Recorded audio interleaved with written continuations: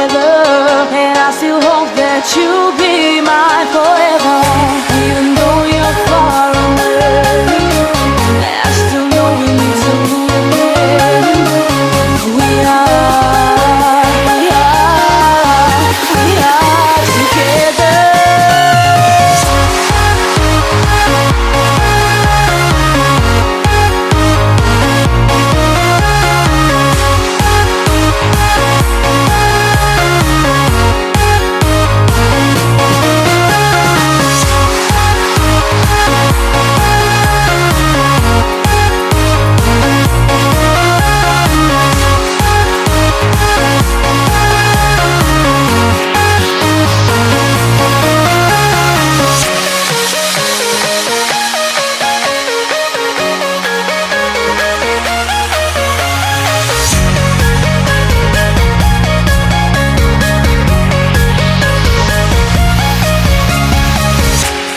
Time I think of you and it takes me to a special place in my mind where we can be together. Hey everybody, hope you're all doing well out there, both physically and mentally. And that's what we're going to talk about today. We're going to talk about our blood pressure and the concept of moving to a foreign country, a beautiful paradise like the Philippines. Can that lower your blood pressure? Is it possible? Is it really possible? Well, I think the answer is yes, and here's why. This is my reading from when we returned here, and I opened this Balic bind box last week and dug out this blood pressure machine, which I'd sent over, and I checked myself, and I was at 121/78, and my pulse is 61. Okay, I think that's really good. But I noticed that when we were in the States about a month ago, we were in the States there for 3 months, my stress level had gone up, and I tested my blood pressure when we were over there, and my blood pressure was higher, more like 138 over like 87 or something like that. It wasn't as good, and my pulse was higher. And it got me thinking about the health issues associated with high blood pressure.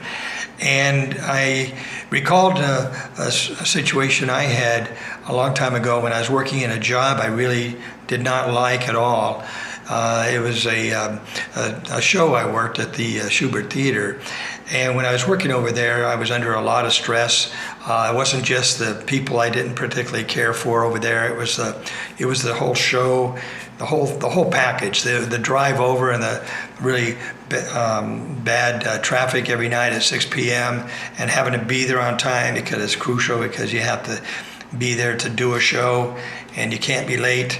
And I never was really late ever anyway, but this is kind of in my back of my mind, man, I can't screw up and be late on this thing, right? But the drive was really bad across town in Los Angeles at 6 p.m. just to go to work.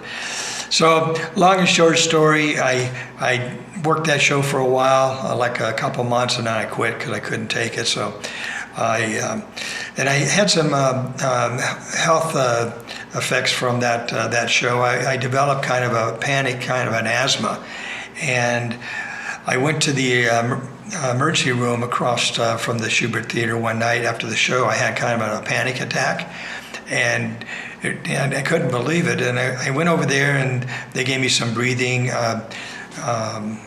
treatments, and it just helped a little bit, but it really didn't help. And then later on, I went to different doctors over the next month or two, and one of the doctors asked me, was I under stress? And I said, well, yeah, actually, I told him the story about the show. I didn't want to work, and it's not like I had didn't have bad shows before, but this was really different. It was just a whole different thing, and it just the vibe and everything, and the people. It was like a lot of clicks to it too. And even though they're guys I'd known over my career, it was just a bad deal. So sometimes you get in a bad deal, you got to get out of it, and I did. But still, that panic attack, almost like asthma, happened to me numerous times for like the following month and a half or two, and then finally it went away, and that was the end of it. And there weren't any kind of medications or pills that made that go away. I didn't take any. The one doctor kept giving me Claritin, and it's just craziness. That obviously didn't work, and it didn't work. So that was the end of my doctor visits. And so I started, that's one of the things that got me thinking more about natural health. And to this day, I'm much more than ever into natural health and remedies. So back to the subject of stress and how it affects you. Here's some statistics I dug up today that I'll share with you guys.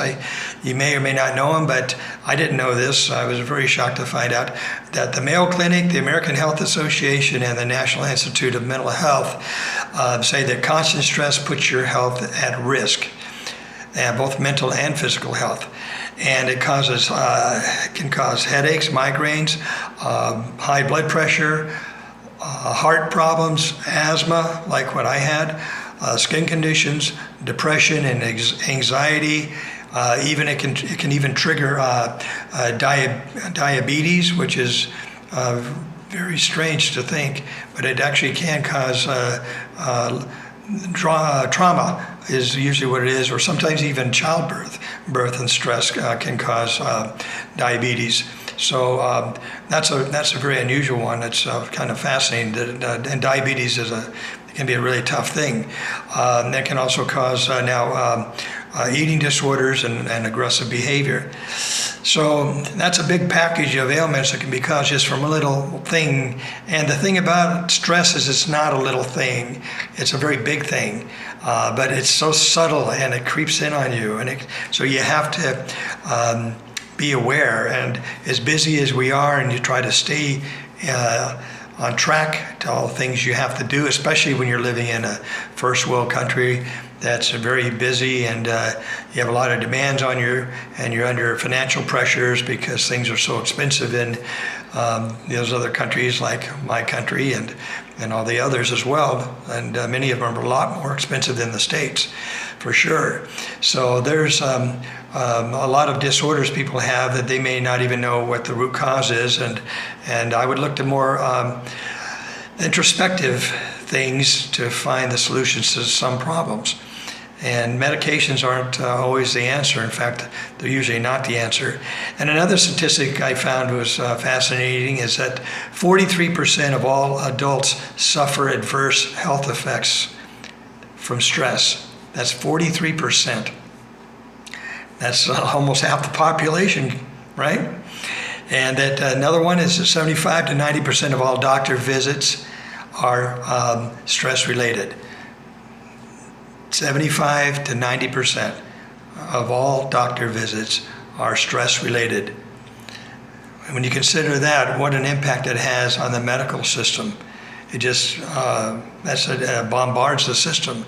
And it's just because people aren't at peace with themselves, or they're letting external things drive them crazy, or they're allowing themselves to be drawn into narratives, whether it's at work or in society at large, or in the political arena, or the race for consumption, or money, never having enough money, or working to your 60, 70 years old because you can't afford to quit because you're afraid that you're going to lose your medical insurance.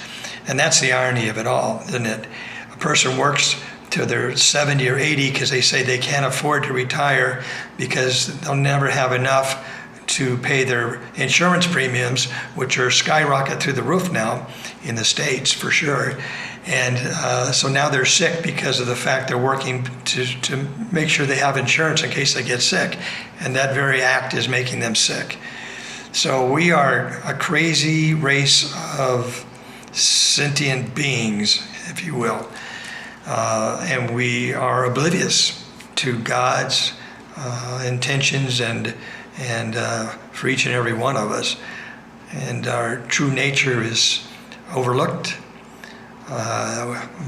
Where's the peace in our hearts? It's the natural state of man is to have peace in his heart, not to be striving and fighting and neighbors hating neighbors. And worried about this and worry about that. I mean, I go through all the philosophies and scriptures, and whether it's Christianity or the Buddha or the poets and philosophers, they're all kind of like pointing the way to the way that we should actually be thinking and living and carrying on with ourselves. So if you are planning to move to a tropical paradise like the Philippines or somewhere else, because you finally want to get the hell out of wherever you are, when you come to that tropical paradise, just remember not to bring your baggage with you. Because if you leave your baggage behind and can live the last third of your life, which is considered the flowering part of your life, where you're actually becoming the person you've always been intended to be. You have the time to do that because you shouldn't be stressed any longer. You should be enjoying each and every moment. And if you leave that baggage behind you, that ball and chain that's been killing you slowly, when you come to the Philippines, my answer is yes, you can lower your blood pressure. And you could probably eliminate your diabetes if it's diabetes stage 2. That's one that they've proven that by relieving, doing all kinds of things, but like relieving yourself of stress, improving your diet, dropping lots of weight, and those are things you can do in the Philippines easily. You can do that because here you can get away more easily from the highly processed foods that have been killing your whole life and adding or causing diabetes.